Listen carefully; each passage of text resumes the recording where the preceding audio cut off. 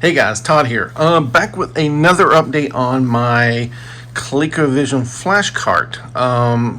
I promised you last time, the next time I showed a video of it, it'd be with its new interface, and I'm extremely proud of what I've accomplished over the last couple weeks with the car, going from basically nothing up to a functional cart, and I think you're going to be really impressed.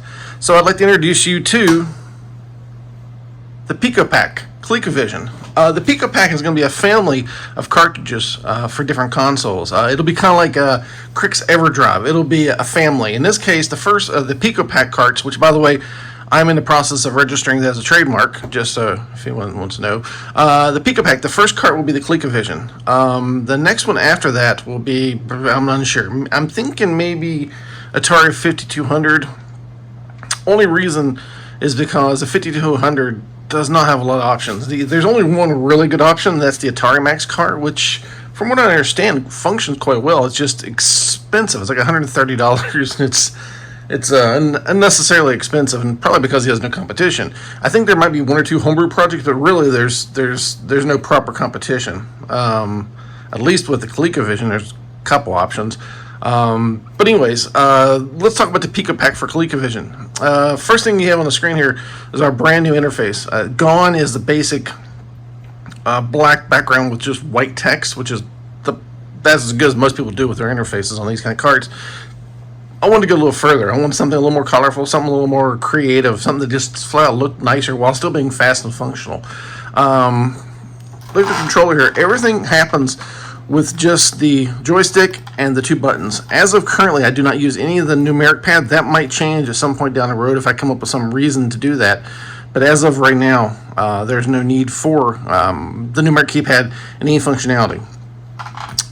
Joystick navigates up and down.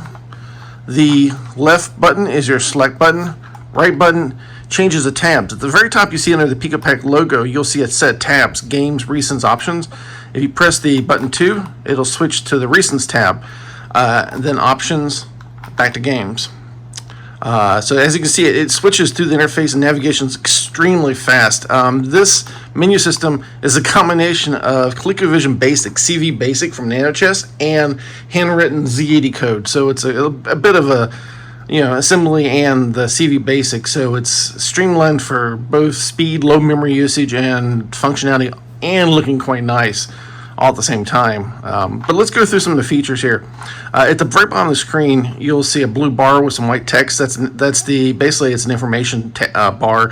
It gives you some information about navigation. And as of right now, it just has populated what button 1 and button 2 does. Later on, there'll be some other information down there that will show up. I might have it where it displays the current selected path when you navigate into folders, or it might show other information depending on what you're doing. Just kind of cycle back and forth. So it'll show this, and then a couple seconds later it goes to something else, and then it goes back. And I don't know. I haven't decided on that, but as of right now, it's kind of static, and it just gives you some basic navigation. Pressing button 2, let's go into recents.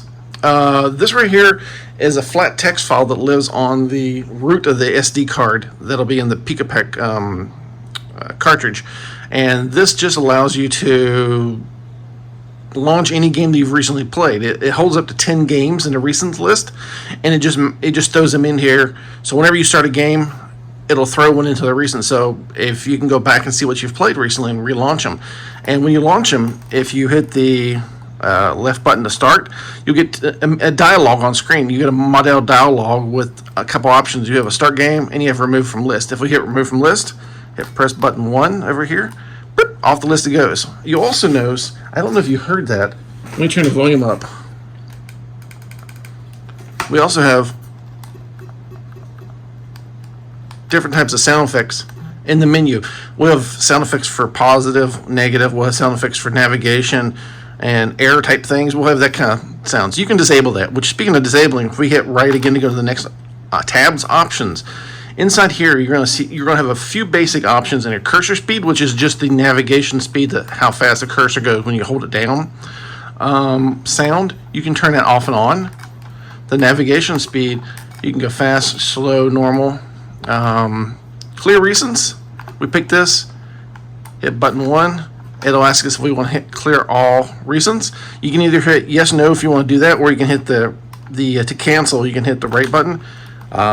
So you can do either one of those to get in and out of there, and you can clear the recents out if you want to do it, unless you want to do it one by one, or you can just purge the whole list. Doesn't matter. Or if you pop the SD card out of the cart, put it in your computer, like I said, on the root of the SD card will be a history.txt. You can just delete that. Down to the very bottom of the screen in the options, we have some basic information about the car as far as the firmware version, and it'll have some. This is kind of like a placeholder, but it'll have some other information later on. But that's just some like about box type stuff. Going back over to the games, you'll notice here these are folders, because you can see over to the left icon there's a little red folder. The text is white, and then the little folder icon. If we go into a folder that has, let's see here, if we go into a folder, it's got some more folders, and then you'll notice here we have files and folder. So you have the ability to separate the two out, and you can clearly see what's a file, what's a folder. Navigation, you can hold it down and it just kind of takes off. Or if that's too slow, you can do paging, left and right. You can do this. Sorry, this Colecovision controller is kind of wonky, but you can do back and forth left paging. And we go up here, we navigate back. Boop, boop. If you want to start a game, let's go and find something here. I'll try my homebrew. Let's pick something kind of big. One of the largest ones is Princess Quest. It's 256K. It does not require Super Game Module. I've got one of the Super Game Module clones in here currently, but it does not require it. If we just hit the fire button to start it and give it a second, that's it. It loads. No big long loading process, no big long loading bar or any hoops to jump through. It just fires up. And I think I showed this off in a previous video. If you want to return to the menu, like I said, this is my dev board. There'll be a button on the Final Cart 2. You just press the button, give it a second, back to the menu you go.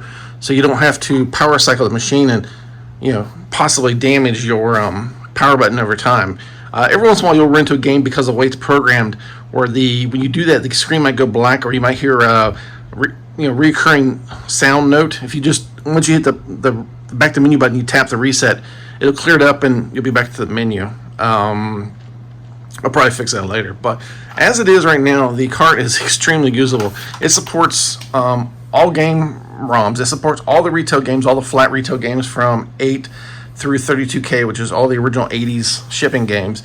And it supports all the homebrew available currently, all the Mega Cart type ROM sizes that go from 64K up to 512K, which is Wizard of War, which is the largest game that's supported that I know. It's the largest ROM you can find for the ColecoVision, which is Wizard of War, half a megabyte, and we support that.